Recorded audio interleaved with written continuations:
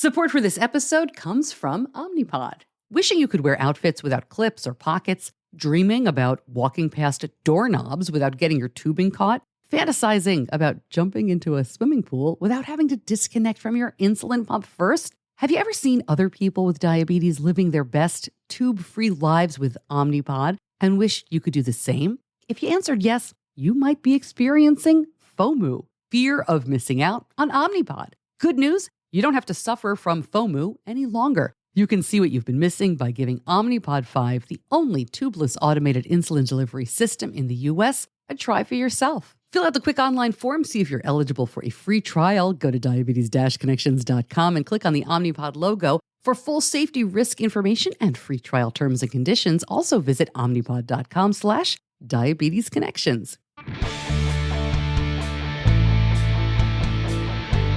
This is Diabetes Connections with Stacey Sims. This week, diabetes technology is getting better and better. Automated insulin systems that link pumps and CGMs. Smart insulin pens that have precise calculations and reminders. It's been quite the evolution over the past few years. But outcomes, time in range, A1Cs, aren't exactly where experts thought they might be.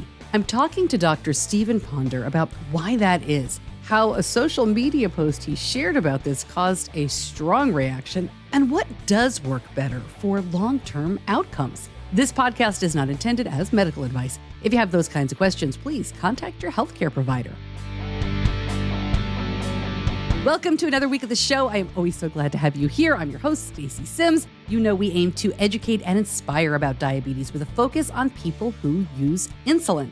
One last reminder about Mom's Night Out Chicago. Registration for this really fun and fabulous event for moms of kids with diabetes closes in just a couple of days. Please ping me with any questions, Stacey at diabetes-connections.com. The event itself is in the Rosemont area, suburbs of Chicago. And then we are on to Denver and Philadelphia this fall with more Mom's Night Out locations to come in 2025. I know a lot of you listening are not parents of children with type 1. We have a pretty diverse audience when it comes to this podcast. So if you know of any families, please let them know. After every single Mom's Night Out event, I get an email or a social media comment the next day saying, I didn't know this was here. How did I miss this? So help me get the word out if you are so inclined.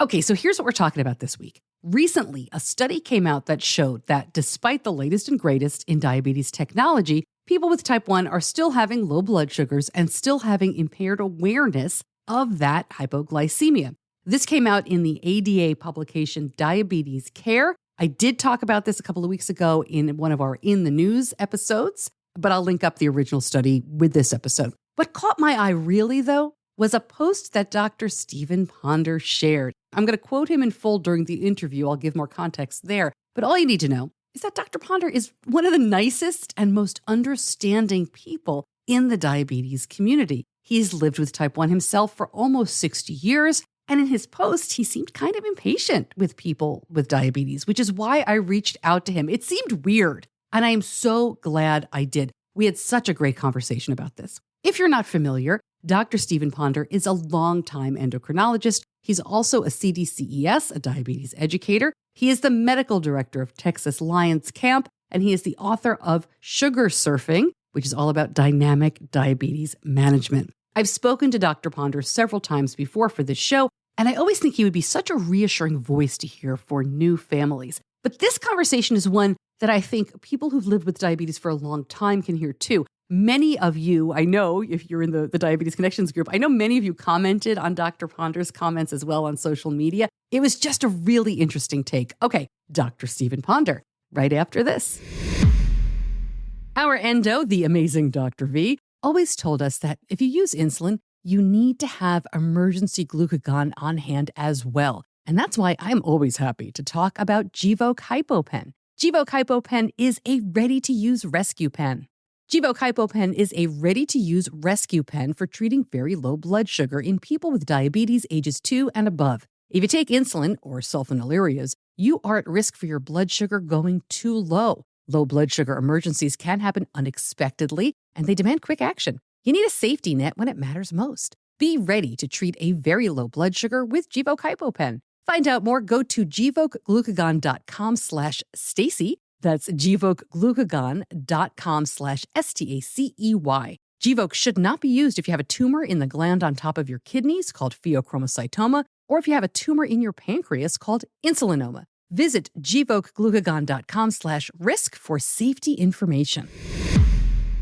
Dr. Stephen Ponder, welcome back. It's always great to talk to you. How are you doing?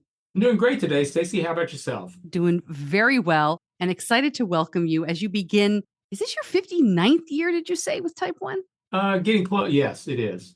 The first time I talked to you for Diabetes Connections was it was like 8 years ago today.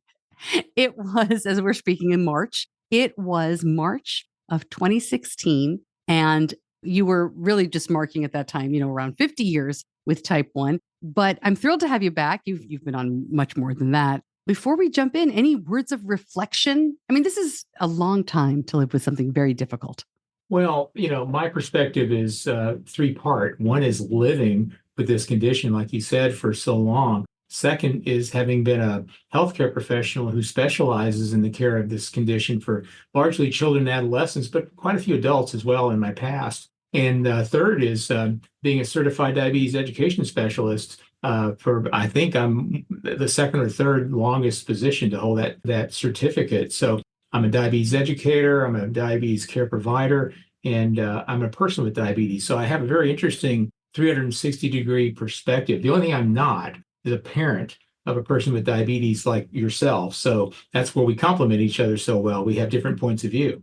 Well, I appreciate you saying that, but oh my gosh, it's really incredible to think about. And I don't want to stop us before we get started, but I'm curious. So being a diabetes educator, CDCES as it's called, it is unusual for an endocrinologist to also have that specialty as well? Yes, it's not something that's really required or expected. But back in the late 1980s, one of my dear friends, Barbara Schreiner, I had helped sponsor her to get her CDE at the time. And a few years later, she suggested that I do the same, and then actually later encouraged me to join the National Certification Board, which I joined in the early 90s and spent many years involved with. And he actually was the chair of that organization in 1996 that certifies all certified educators at the time. And I had a very enjoyable experience. So I got into it fairly early on because the earliest you could become a CDE, back in the day we used that term, was 1986. I got mine in 1989, and there are not a lot of physicians who do it. So it's kind of more of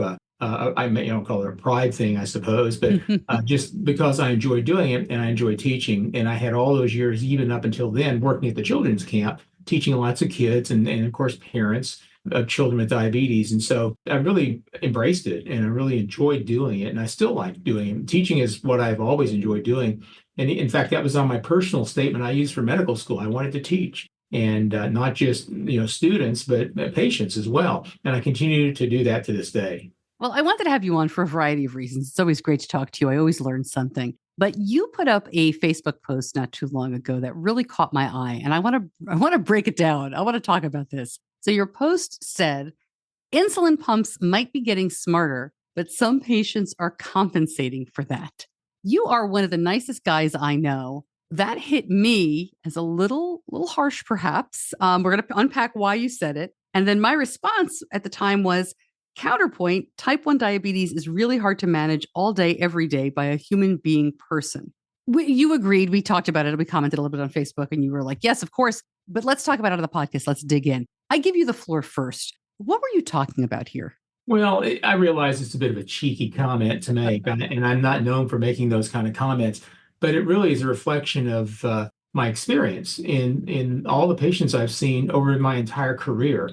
And I've watched the rise of insulin pump therapy since its very inception. In fact, I was using one of the earliest insulin pumps in the early 1980s myself, and in a variety of different pumps over the ensuing decades, up until the mid teens in the last decade, when I got off my pump. And I'll go back anytime I want to. But when I got into sugar surfing and framed all of that thinking, I realized that I didn't need my pump to maintain the level of management I was comfortable with. And I continue to do that even without one. And of course, a lot of the principles I wrote in my book, Sugar Surfing, are embedded into pump therapy. But there are a few things that I've noticed over the years that are just a challenge for anybody using these devices, no matter how smart, quote unquote, we call them, to do. And they focus on just a few simple things, and that is measuring and quantifying what the person using the pump is about to eat or consume. Typically, we call that carb counting, but quantifying that because these devices require that information or some version of it for them to work properly. And then timing the dose of their insulin through these smart devices and properly so the insulin's on board and ready. And those are basically the two things that we still ask the users of these hybrid closed loop pumps to still do. Yet we see more and more people struggling to remember to do this as we roll these systems out. And I have all my feelings about why that's happening. In fact, patients tell me why they don't do these things. They get rather complacent. In fact, they even will say, I just got lazy. I thought the pump is doing everything for me, so I don't have to do as much as I used to do. So what I describe it as is people who are on the very high end of functioning with their systems before these hybrid closed loop systems came out, they kind of regress a little bit in their intensity. But you can say it's relieving them of some of the burden of their disease, which I agree with. On the other hand, it's also interesting that on the opposite side, people who are very, you might say, indifferent, perhaps, to their management, since these devices do so much in the background for people, it actually tends to improve their overall management. I think the literature is all there. You probably interviewed other people that would support that 100%, and their overall management improves. Yet those on the higher end tends to regress. So it's almost like the concept of regression to the mean that happens with these things. And I spent today, for example, seeing patients where there was no evidence of any insulin bolusing going on, no use of these hybrid closed loop systems as they were trained to do. And these patients were intelligent people, and it's not because of lack of training. It seems to be more lack of motivation and or interest. And I've noticed that over the years, especially as we introduce more of these hybrid closed loop systems. And I'll say one last thing before you take over, and that is this is nothing new. This has been happening in the era before we had hybrid closed loop pumps. Back in the early 90s, when we had memories in these devices, at my children's camp, we would always look at the memories, the small memories they had, and we'd see times where there were no boluses before the children came to camp. So we had some documentation of that. Now we simply have portals and these cloud portals where we can see everything in real time almost, and tell when people aren't or are or not doing things. And so I think it's just been an ongoing issue forever. And even before, and patients we have on injections, people miss or delay or just totally, omit shots for whatever reason. But it's interesting that this brings it to the forefront because we can see it. Yeah. And I think that's my point. It's not that people are doing this on purpose necessarily. I think there's just a relaxation. That maybe that's a better way of phrasing it. A relaxation of the intensity that some people on the very highly focused end of their management fall into, and they don't do as well as you would think they would if they simply carb counted and bolused on time. All right. I love talking about this because there's no wrong answers here, certainly, and everybody wants people with diabetes to do very well. But to say simply bolus and on time, simply carb count accurately, I don't live with any type of diabetes, so I don't pretend to really understand this. But it seems to me that there's nothing simple about really remembering to do that day in and day out, especially, I'm not going to give kids too much of an excuse. I get it. Everybody's brains are different. But there are some real doofus ages for kids where they can't remember where they put their backpack, right? They can't remember. And I'm talking kids, I'm saying teenagers, young adults. So to say simply carb count or simply pre-bolus, I worry sometimes that we ask people to be a little bit superhuman about these kinds of things. This stuff isn't going to happen perfectly. And I know you know that.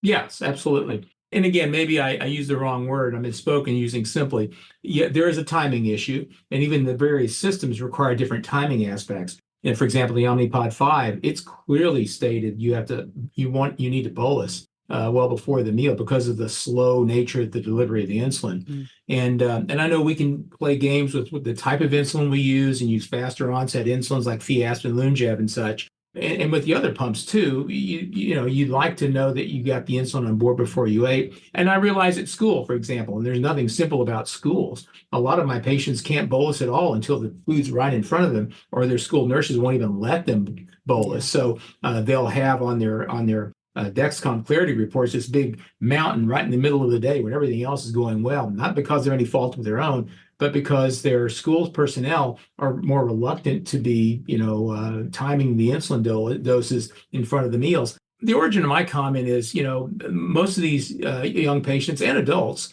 they are able to remember just about everything else that's important to them in life. Their phones are all charged. They know all the passcodes for all their favorite games and so on. But for some reason, there seems to be a blind spot sometimes for something called diabetes management. And I think it's, some of it's because there's nothing positive in anybody's mind about managing diabetes. When we're diagnosed with it, it's almost like a sentence we're given. And I try to minimize that when I see patients. But we kind of start off on the wrong foot from the very beginning with this condition, as if it's a huge negative. And it's not that it's something you should rejoice in, but at the same time, if you're going to have to live with it for a long time, try to not make it any more negative than you need to.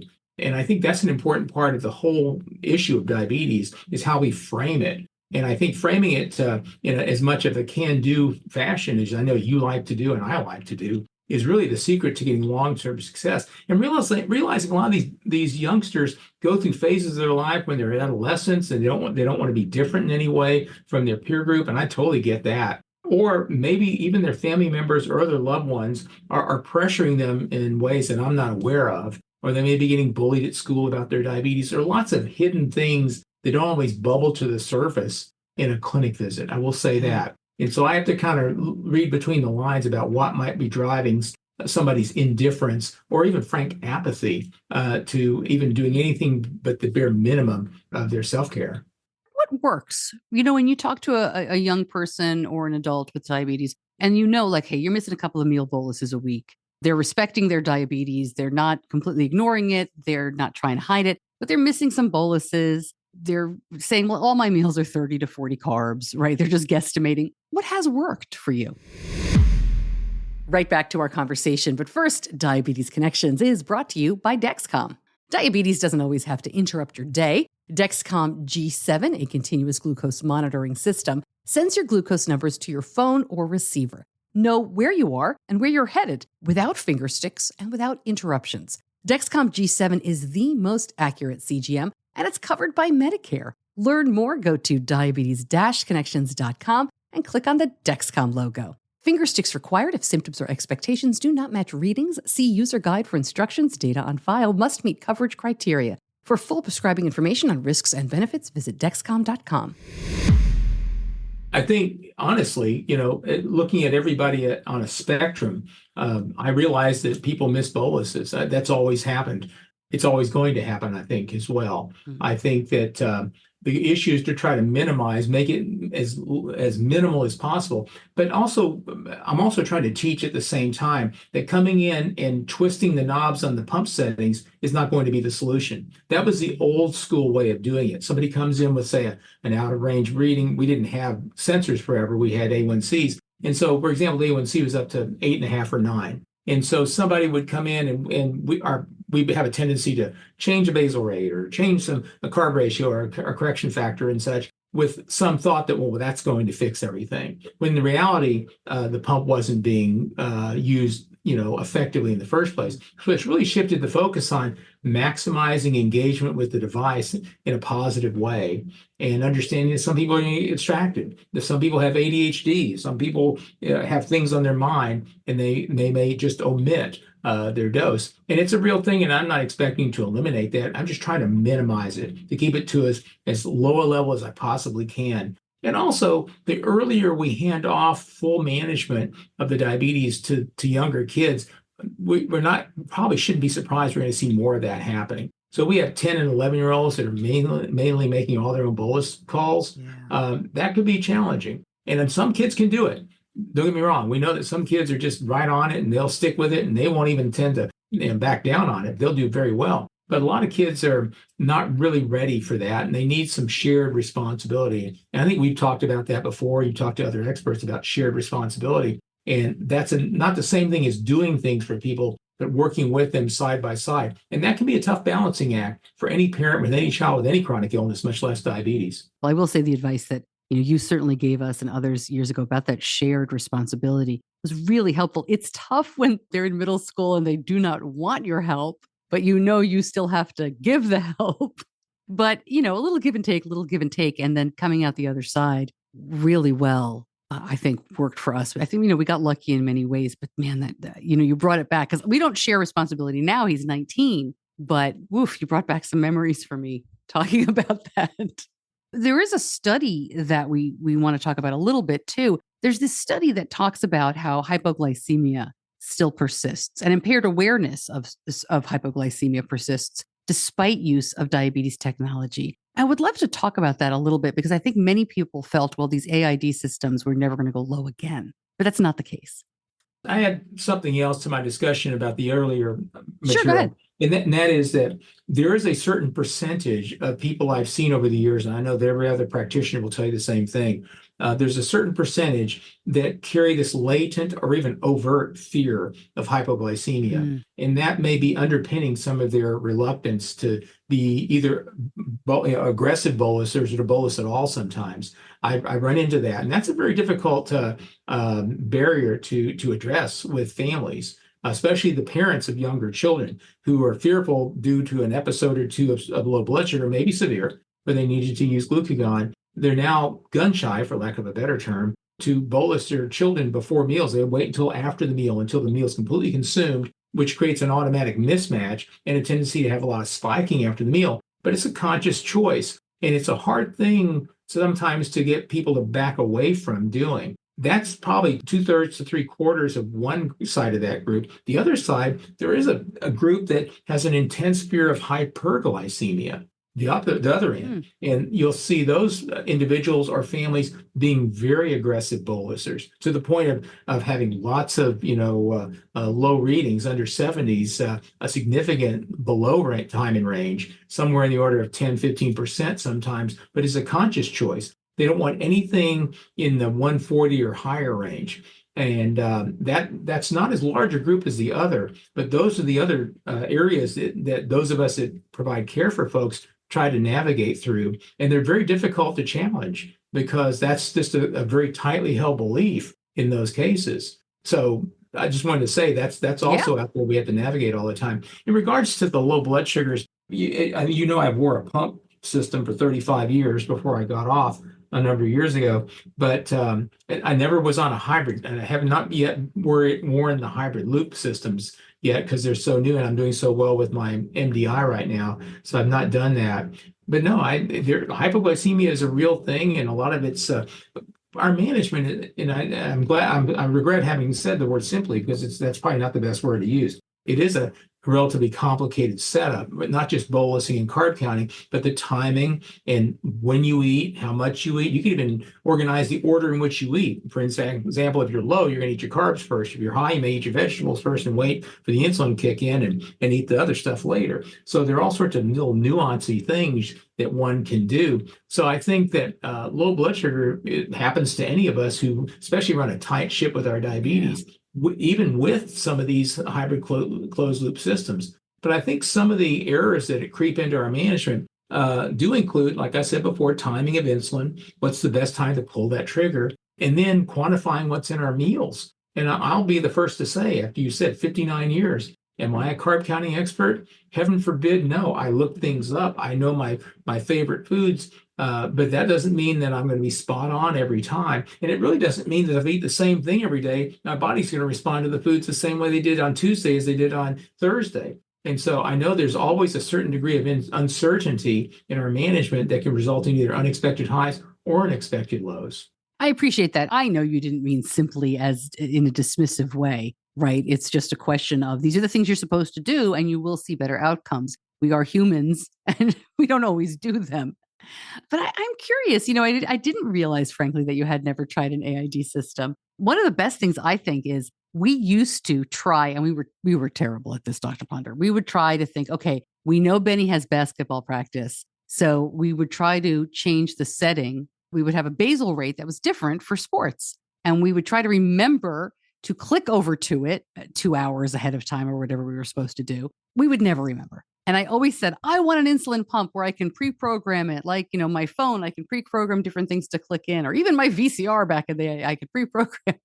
And of course, none of them was working on that because they were working on having automated adjustments, which are much better than the thing that I had in mind. Although it still kind of would be nice to shift some basal rates around. We do that sometimes still too. But I'm curious, do you think that we are getting closer to a time where perhaps people could ease up on carb counting? I know that the islet, they say you just have to say if it's a small, medium, or large meal, something like that. But you're still putting in a, hey, I'm eating signal. Do you think we're getting closer to the point where perhaps there would be a lot less burden on folks to do their own inputting? Well, we have a bit of an experiment in nature, if you like that term, and it gets back to the patients we have on these pumps already. I do have patients that are using one of the pump systems that has an auto bolusing feature, and I actually have several who basically don't do anything but let the pump do all the work. Wow. And they don't bolus at all. They eat. And I surmise from looking at their data plots on their portals that they're probably not eating large amounts of foods, like mass quantities,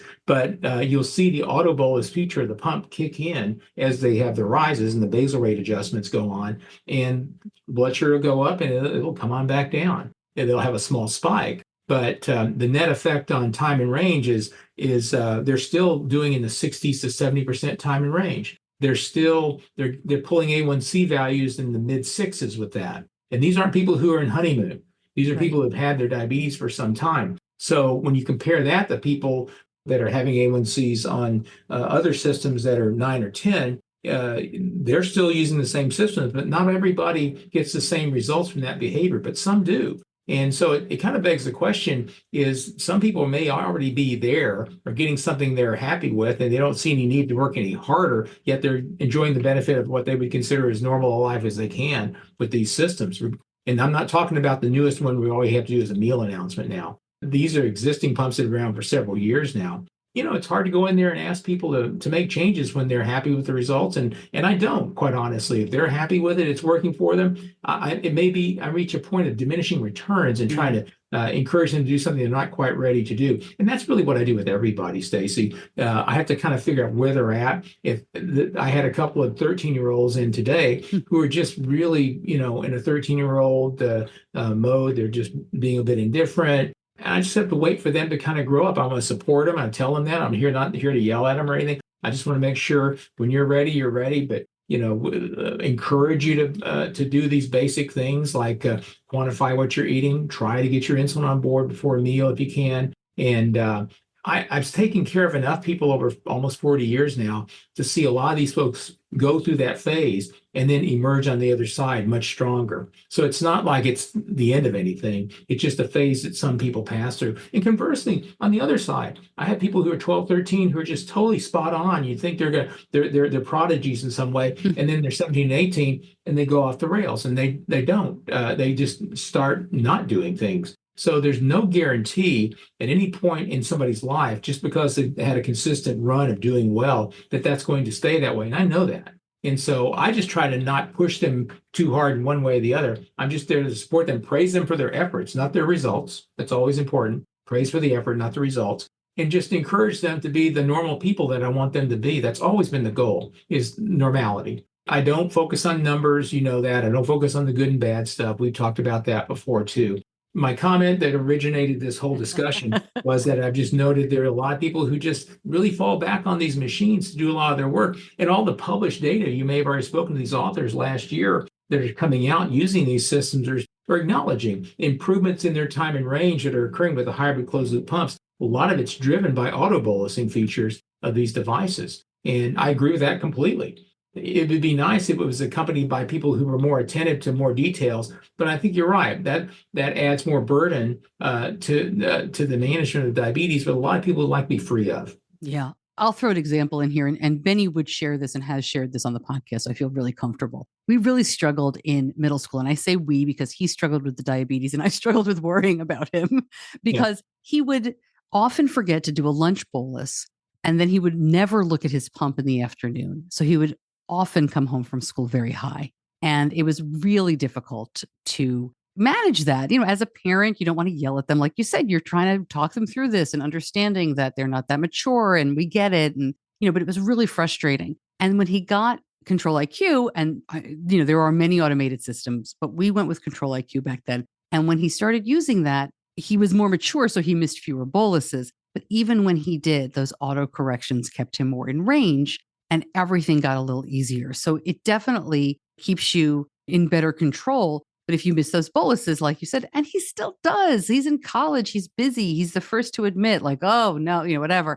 But it does help. But I can see exactly what you're talking about because I have somebody in my family exactly like this, right? He wants the pump to do all the work and it's just not technologically there yet. I do think it's coming. Like you said, we do know people who use there are some DIY systems here in the US where you don't bolus anymore, which is incredible. I think it's been and I know you feel the same way for some of your patients as well. It has been such a gift and the timing was so good for us to get an automated system because he's just safer. He's safer in college, right? It keeps them, what is the analogy? Like the bumpers on the bowling alley, right? It keeps them from flying into the other lane. You're spot on, Stacey. The huge advantage of all these systems, regardless of maker, is that alleviation of that middle of the night fear of parental fear of low blood sugars. Somebody has to wake up and go check Johnny at 3:00, and that I've seen that in just a matter of a few years completely go away.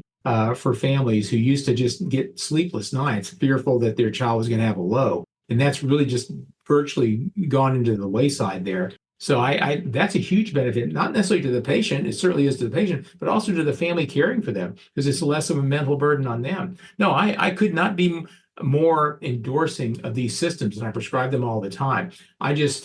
My comment was, gosh, just think how much better they'd be if we could encourage people to be more, to embrace those basic issues about just, food entry and bolus timing, because that's really not all, but most of what these machines need for them to do their job. It's like a Batman and Robin thing, you got to have somebody tee off really well, but after that, the machine's got the fairway shots and the putt for you, and they'll make par every time. They'll really do a good job for you there. And I try to encourage people to think that way. But yeah, people forget stuff, and I know that, and I don't give people grief for forgetting a few things. That happens to everybody. It's just when it becomes 50% or more of your management. Right. Is there something we can do to help you? What could we do to help you? Is it a sign that I'm not happy with the machine? Or is it a sign I'm just become so dependent on it that I'm not going to think about diabetes anymore? So it's kind of a balancing act. Yeah. I don't want to put you on the defensive. I think this is a really important conversation to have. It's a good reminder for people who are perhaps thinking of switching to it or use it, or, I think it's great to talk about. But I want to dig in a little bit more. You said something so hopeful. It may have gone by quickly as you listen. Parents are worrying less about lows overnight because of the automated systems. Are they really worrying less? I would love to hear that. Parents I talk to worry a lot less. The nighttime was always a time they were fearful that something, unfortunate was going to happen, a low or, something maybe even worse.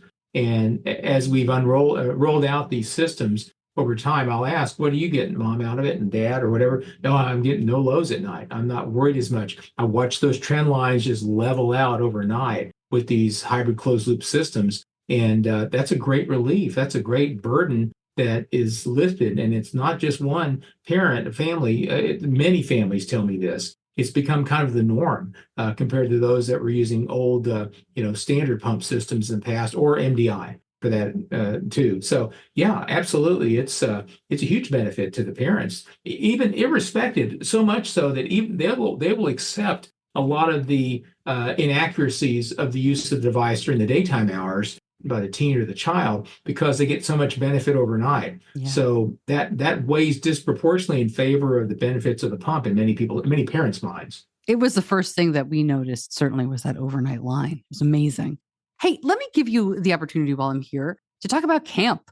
I think a lot of parents that are listening may have already signed their kids up for camp. Usually that's in February, but maybe there's some registrations. But you and I are in total agreement. We think camp is fantastic for kids with type 1. Can you talk a little bit about what your involvement is with camp these days and why you keep going back? Well, I've been going to camp continually since 1981. Mm. And the camp I volunteer at now, I've been directing since 1989 in Texas. It's the Texas Lions Camp, very large facility, 500 acres. We serve 440 kids in 2 different sessions, 220 each. We're building it back up after COVID kind of knocked us down a little bit. But when I first went to camp, it was totally on a whim. I'd gone to camp in 1968 at Camp Sweeney in Texas, in North Texas. There 3 weeks, and actually I didn't have the greatest experience, to be quite honest with you. But then in 1981, I was actually a guinea pig for human insulin study that was being rolled out then. That was when human insulin was being developed and field tested by Lilly. And as I was having a blood sample drawn, the nurse that was doing that said, "Hey, Steve, by the way, we have this camp for children with diabetes. Would you like to go volunteer?" And I literally said, "Sure, why not?" That's that much conviction. And a few months later, I go to the camp. I'm just enthralled by this. All these folks, I see it in a much different light. Many of the volunteers that are also there with me also have type 1 diabetes and or farmer campers. And after the weeks I was there, you couldn't get me away from there with a hammer. I loved it. In fact, I cried all the way home with my friend. I was driving her home. I had to come back. And so just like a salmon every year, I kept coming back. And after coming back for a number of years, they finally let me be the medical director. I was a physician and an endocrinologist by then. And I never stopped coming back. And I've made tremendous friends, lifelong friendships, and people that are now in their 40s and 50s, or they were campers then, that I took care of. And so it's been a life-changing event for me. It's a life-changing event for any child that goes there, because they realize when they go to camp, they're not alone. And there are other people just like them that they're dealing with the same issues they are. And in fact, they can be sitting at a table talking about stuff while they're changing their pump sites or taking an injection or checking a finger stick back in the old days. And nobody gives it a second thought. Yet if they were to do that at their school or any other place outside camp, they'd get all sorts of eyes looking at them. So it's a place where you're totally immersed in others who accept you totally for who you are and don't question anything you're doing in regards to diabetes self-management. And that alone is very alluring. It brings you back. And everybody understands you. They know what a low looks like. They know what a high looks like. They know how to help you. In fact, you feel like you're around 100 or 50 people who just know exactly what you're going through and will help you in a second's notice. So it's a Shangri-La for people with diabetes is what it is.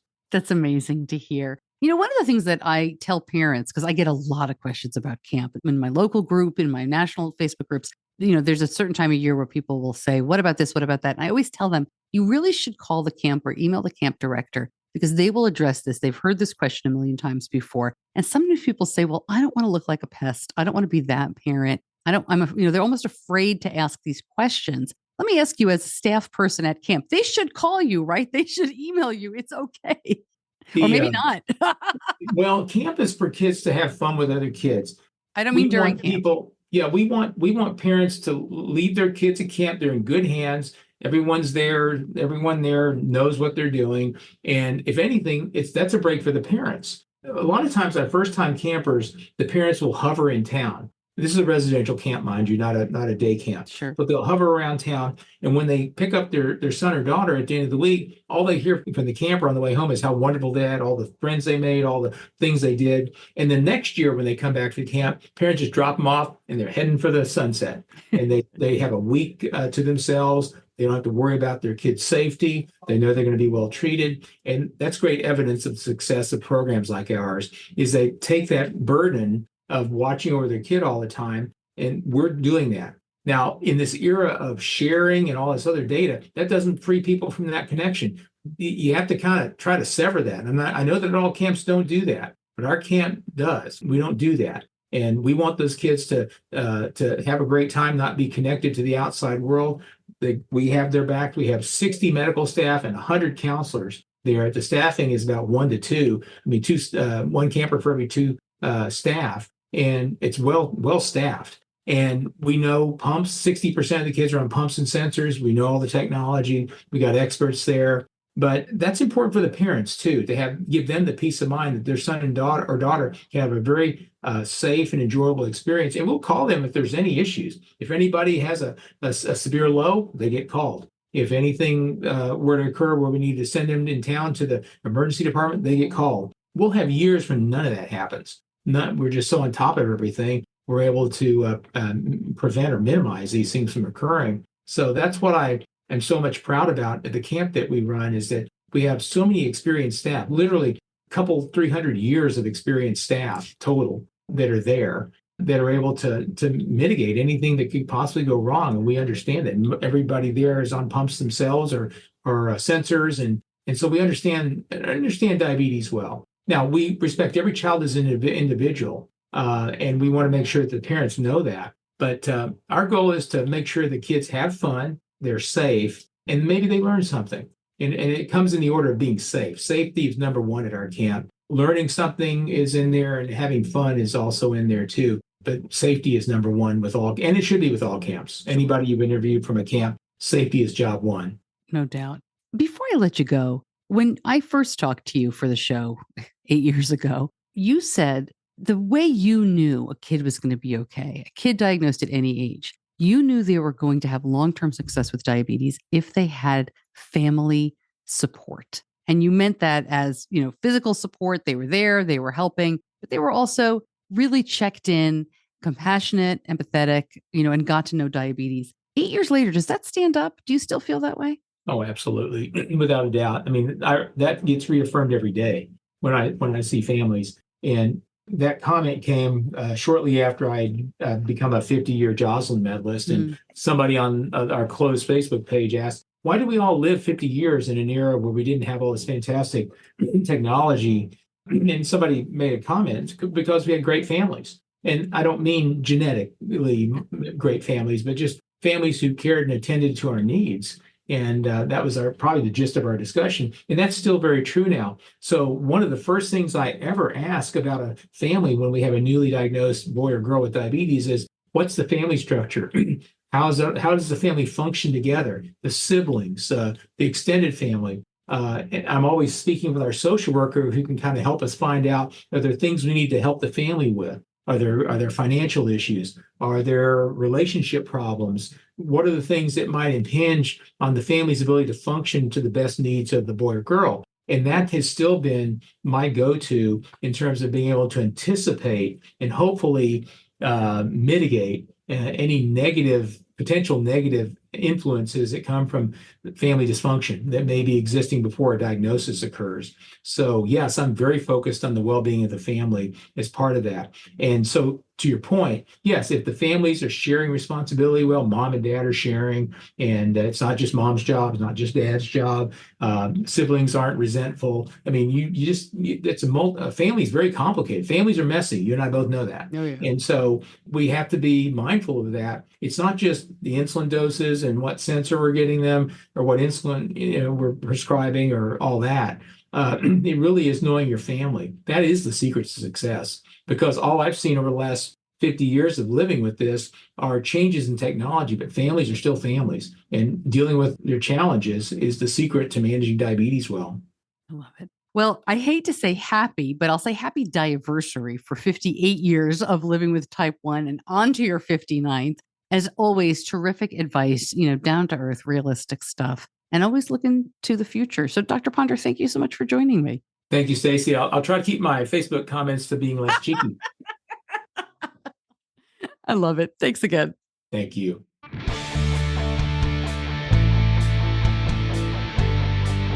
You're listening to Diabetes Connections with Stacey Sims.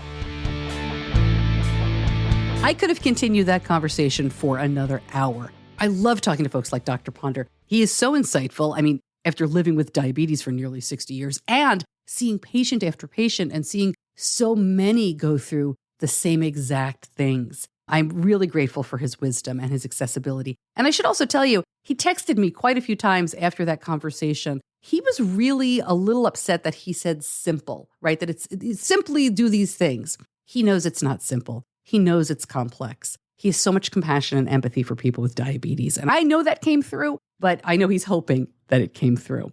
I will link up that study. And if you want to learn more about Dr. Ponder, I will definitely link that up as well. In the meantime, I'm going to see some of you in Virginia this weekend. Friends for Life Falls Church, an event I haven't gone to. I want to say I haven't gone to a Friends for Life regional conference since before the pandemic. I think it was 2019. They put on a great conference. I'm really excited to see some old friends and attend some of the sessions. My schedule's not set in stone, so if you're going to be there, hit me up, DM me, or send me, better yet, email me. I'm terrible with direct messages, and oh my gosh, I never look at Instagram requests. I rarely remember that's a thing. Sorry, that's the Gen X in me. If you want to reach me, email is always the best. But I'd love to see you. Maybe we could have lunch or breakfast or something like that. I've got some family plans. As many of you know, my son goes to college right nearby. So busy weekend coming up, but very excited. And then I will see some of you in Chicago. Mom's Night Out Chicago is April 12th and 13th. Thank you, as always, to my editor, John Buchanan from Audio Editing Solutions. Thank you so much for listening. I'm Stacey Sims. I'll see you back here soon. Until then, be kind to yourself.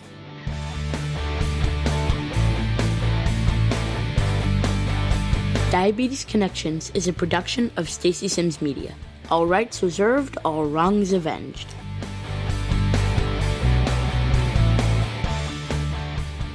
Managing diabetes doesn't need to get in the way of your passion, your social life, or your budget. Edgepark can help you simplify your diabetes journey so you can focus on other important things. Edgepark offers a wide array of continuous glucose monitors, such as the Dexcom G7, Freestyle Libre 3, and more. Plus, Edgepark accepts most insurance plans and handles the paperwork. Go to diabetes-connections.com and click on the Edgepark logo to learn more.